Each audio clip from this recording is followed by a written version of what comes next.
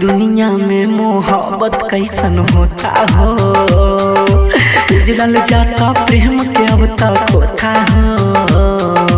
दुनिया में मोहब्बत कैसन होता हो, उजड़ल जाता प्रेम के अब तक होता हो। दिल रोता हो, दिल रोता हो, दिल रोता हो, नहीं सोता हो।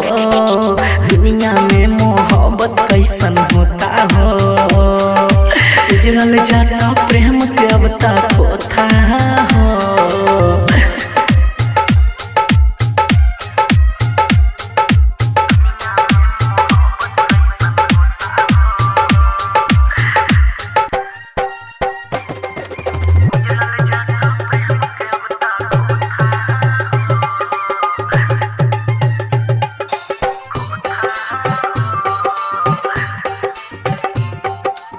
समझे ना केहू प्रेम के मतलब, करता है अपमान हो। झूठा वादा करके केहू बन जाला के कहरो जान हो। दिल के भीतरिया लेके दर्दिया, दिल के भीतरिया लेके दर्दिया, कैसे जिंदगी जियाला। सावन जैसे महीना बरसे टूटे जब भरोसा हो। दुनिया में मोहब्बत कैसन होता हो, उजड़ल जाता प्रेम के अब तक होता हो।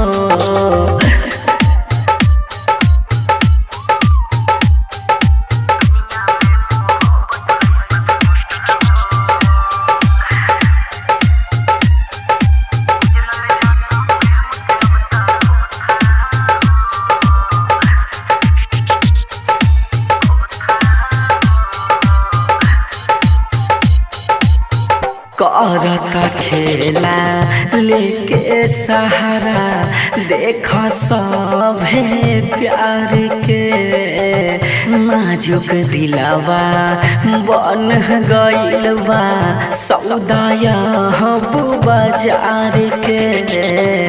विनय निर्मल कहता कन कन, विनय निर्मल कहता कन कन, पूछहु नहीं बुझाता। अनिल राजेश तारो दिलवा टूटी पैते मुहका हो।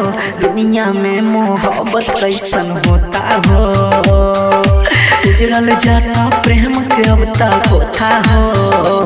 दिल रोता हो, दिल रोता हो, दिल रोता हो, नहीं सोता हो।